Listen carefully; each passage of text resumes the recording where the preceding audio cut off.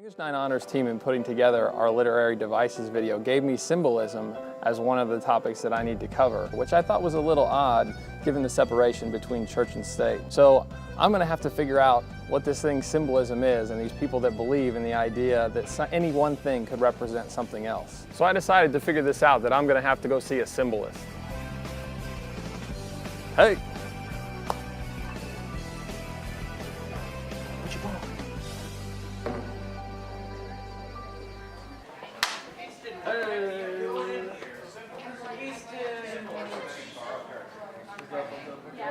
Shalom.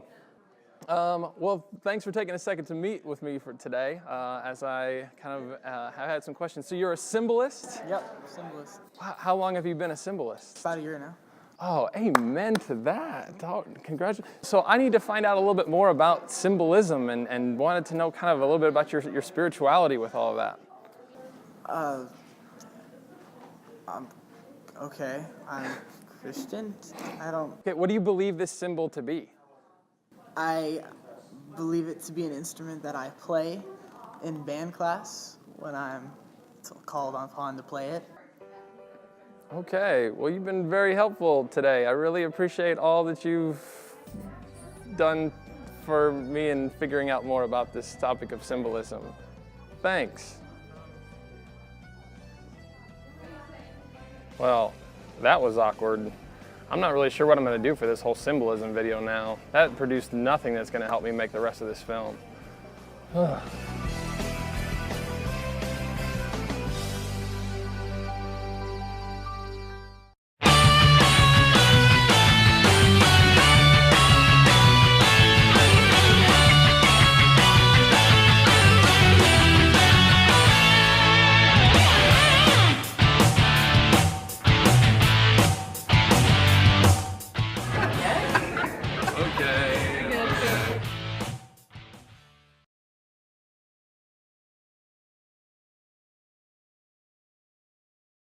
Symbolism is the use of an object, person, or place to represent something else, often abstract, like an emotion, thought, or idea.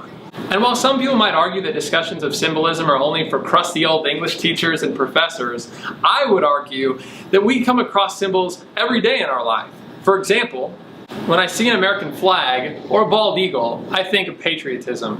When I see the West Side W or crest, it evokes a sense of pride in our school. And when I see this image, I want a coffee. And on a personal note, when I see this, I think of my dad and the tragic car accident he was in about 5 years ago. And it reminds me and inspires me to stay motivated despite what simple hardships I might face, knowing that he's done so much more with hardships much greater. Authors use symbolism as an artistic element that adds depth to the central ideas of the work. This allows authors to send subtle messages to the audience that should enrich the piece for those that catch them.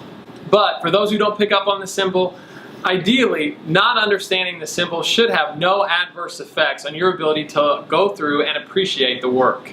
Now, even though an author may have chosen to use a symbol for a specific purpose in a work, ultimately it's up to the reader to interpret that symbol, and it's only as meaningful in the piece as it is to the person reading it. Therefore, readers are always entitled to their own interpretation of a symbol in a work.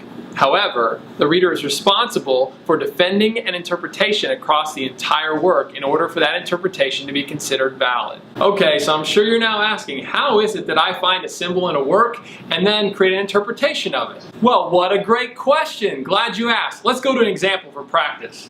Here's an excerpt from Wallace Stevens' poem, 13 Ways of Looking at a Blackbird. We're going to read through the 5th stanza of the poem, which is meant to be read as a standalone piece in the midst of a larger work. So let's go through and look for the symbolism here. Wallace Stevens writes, "I do not know which to prefer, the beauty of inflections or the beauty of innuendos, the blackbird whistling or just after." Now I just love the sound of that poem and the comparison between inflections and innuendos, and I find that really intellectually stimulating, and I can enjoy this poem without having to know what the symbol stands for. But that's not any fun! So let's do some poetic analysis on this piece. When I try to break down a symbol, I know I first need to create an educated and informed interpretation of what the symbol could represent. So I'll ask myself these 3 questions. 1. What are the significant, noteworthy, or odd items, objects, or pieces that could be symbols in the work? But in other poems or literary works, you might find several symbols, so don't just settle for the first one you come across. Now on to question number 2. Secondly, ask yourself, what distinct characteristics or traits does the symbol possess? The strongest characteristics, at least in my mind, of a blackbird like a crow or a raven is its deep black color, its cold and lifeless eyes, and the fact that most blackbirds are omnivorous.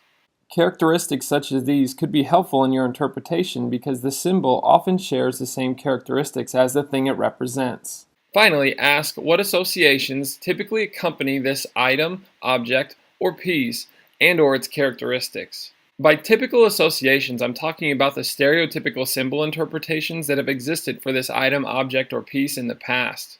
See, whether it's a result of nature, the human experience, classic literature, or a combination of these three, some objects have a history of representing a specific something else, which is why readers need to develop what I've heard termed as symbol literacy. Being symbol literate means that you've read enough literature and/or researched enough about symbols that you're able to quickly identify symbols and insert their traditional interpretation during the first or second viewing or reading.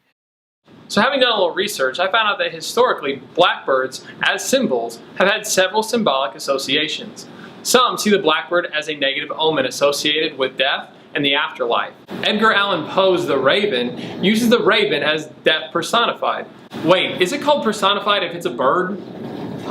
Birdified? I don't know. Anyway, but the blackbird has been used by Christianity to represent the darkness of sin in its feathers and the temptations of the flesh in its song. Additionally, Sir Paul McCartney wrote the song Blackbird for the Beatles and used the symbol to represent the female suffering from the injustices of the civil rights movement. Okay, now that we are well informed and educated on this symbol and its history, we're ready to create an interpretation and start to apply it to the poem to evaluate its validity over the course of the work. We're going to do this in kind of a two-part, two-step process. So to begin with, here are our interpretations. The blackbird is sin, the blackbird is death, or the blackbird is the afterlife. The second part then is to establish an understanding of the context. And Stevens in this poem has clearly created a connection between the interpretations and the blackbird whistling, and the innuendos, and the moment just after the blackbird finishes its song. And the speaker has noted that he or she cannot tell the difference in beauty between any of these four pieces.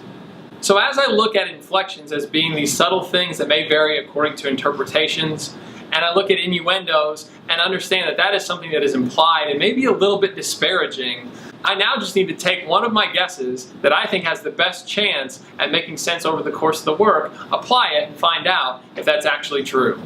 And now I'm ready to try on an interpretation.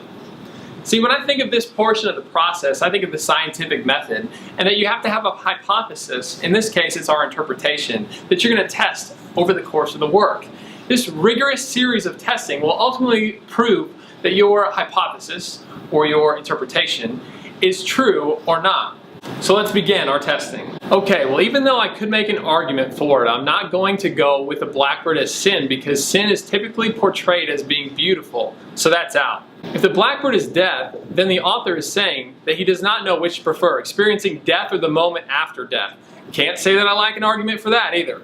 So I'm going to commit to the idea that the blackbird represents the afterlife. In that way, the inflection or the whistling could mean the portrayal of the afterlife as a promised peace and rest in a utopia after this world is over, which would be beautiful to listen to in all of its interpretations. And the just after would then be actually being there in that haven. While others might refute this interpretation or defend an alternative, it doesn't really matter to me. Ultimately, a symbol is for the reader's benefit, so readers are always entitled to their own interpretation of a symbol in a work. However, that interpretation must be defendable across the entire work in order for the interpretation to be considered valid. That's it for the lesson. Let's go to the recap.